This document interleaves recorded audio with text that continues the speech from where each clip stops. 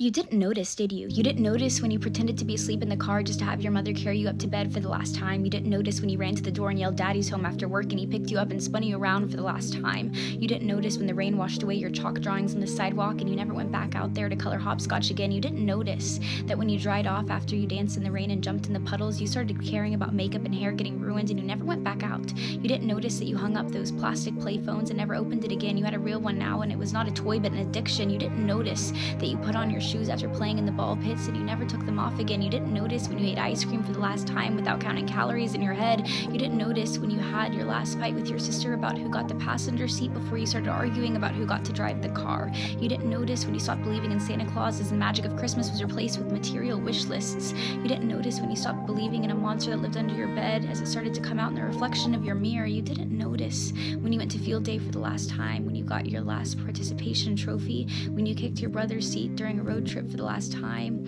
when you had your last play date with your Barbies, when you had your last Disney movie night with your family. You didn't notice that grandparents don't last forever. You didn't notice that your childhood cat wasn't eternal. You didn't notice your parents are growing up too. You didn't notice it, do you?